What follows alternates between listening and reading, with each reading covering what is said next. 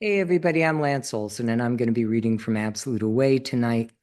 Absolute Away is the finalist for the 2024 Big Other Book Award in Fiction.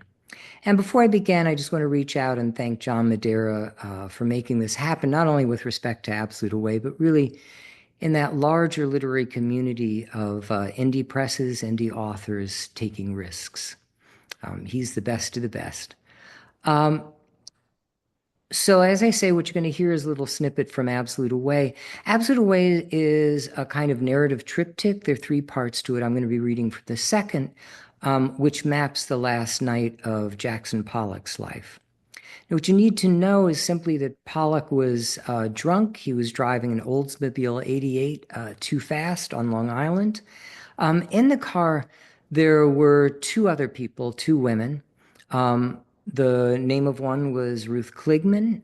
She was having an affair with Jackson Pollock at the time while Jackson's wife, Lee Krasner, the artist, was in Paris. And then in the back seat, there was a woman you may not have heard of. Her name is Edith Metzger. Edith pops up at two very short points in history. One of them is on this night, August 11th, 1956. The other is about 10 years before. She was German Jewish. She was living with her parents in Berlin, growing up there. And her parents took her to a Nazi rally so that she could witness what it looked like as democracy collapsed. While there, Hermann Göring spotted her, mistook her for an Aryan little girl because she had these apparently very blue eyes, picked her up to kiss her, and she bit him so hard on the lower lip that it bled. And as I say, she then disappears from history only to appear in the back of Jackson Pollock's car speeding along the back roads in Long Island. It's told from her point of view, from Edie Metzger's point of view, and it goes like this.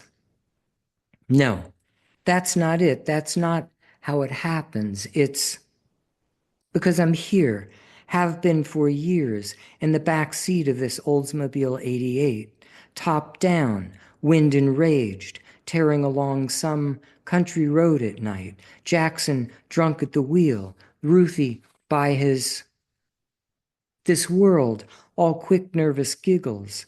The world. The world like leaves spinning in a crazy autumn gust. Only it's not autumn. No, it's what? It's August. Where did the summer? Nearly 10 o'clock. Yes, warm, damp air crammed with overripe foliage, faint sea rot. Except here won't fit into time. Ruthie, going slow down, Jackson, honey, slow down. How the skin goes away so quickly. We becoming obsolete from the inside out. I'm thinking, please, give me more than this night as I rise, stand shakily, gripping the back of the front seat for balance, my mouth opening, a voice I recognize as my own chanting, "Stop the car, let me out, stop the car, let me out." Yet he doesn't even slow down, just flicks the headlights off, flicks the headlights on, interested to see what will. And behind my voice, Ruthie's, her hair deranged in the wind. Shut up, shut up, shut up, and sit the fuck down. You're making everything worse. Her words impelling Jackson to push the car faster along a straight stretch of deserted road unfolding before us. Lights on, lights off. Don't do this, honey. Please, don't. Please, Ruthie saying, only he's already deserted us. Leaning forward into the speed, shoulders hunched against the, trying to lift off the runway into another, more breathtaking realm. Eyes all at once wide open, shocked to watch the me of me trying to climb over the side of the car, the velocity storm trying to push me back down, and the straightaway falling behind us, the road curving left, concrete to asphalt, the lump, the car bottoming hard, jumping the crown, the sharp shove right, the me of me thrown sideways across the back seat.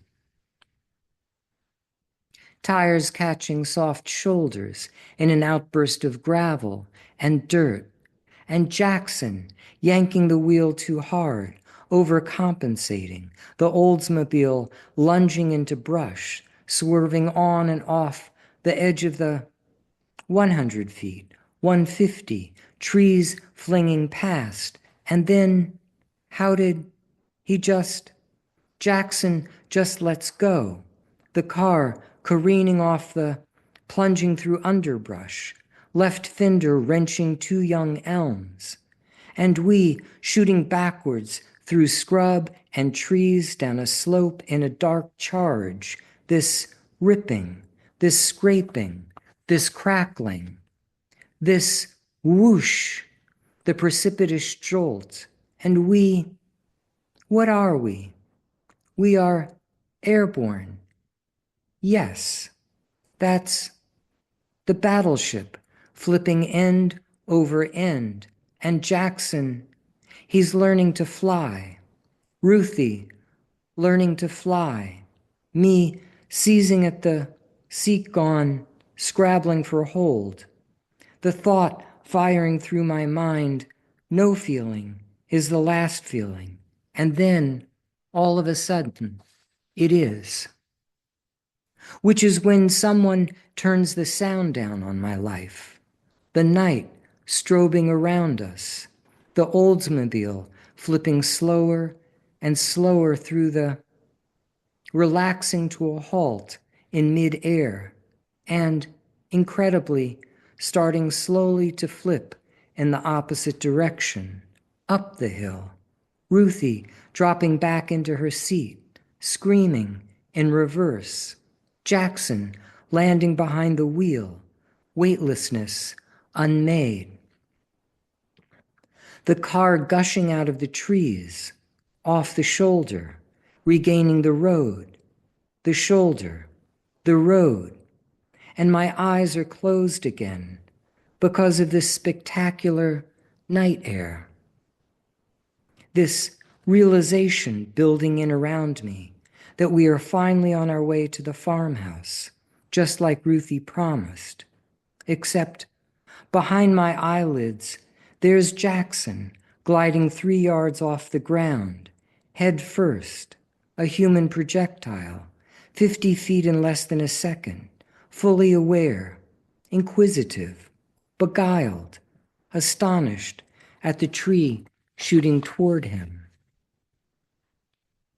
Skull bursting in black-red spray. We all die at just the right time, except those of us who don't. And with that, coming to consciousness among the sweetness of mulch and leaves, the atrocity in my lower torso so shattering I'm convinced my spine is broken. The me of us delicately reaching up to check my face, determine how much of it is still intact, because I can no longer see. I'm leaking everywhere. The awareness reaching me that here is dense woods, an incline, an exquisite light illuminating the scene through a cloud of dust. From the car, its headlights, resting on its side, windshield smashed, passenger door swung wide, limp, like a broken steel wing. Time returning in increments in the form of the Oldsmobile's jammed horn. A siren up the road. And it's just this little girl kneeling beside me, dressed in a pink bunny suit, hands curled pawish to her chest, asking, "Do you believe in God, lady?" "Of course I do," you saying. "Yes, yes." "Well," the little girl saying, "you can stop now."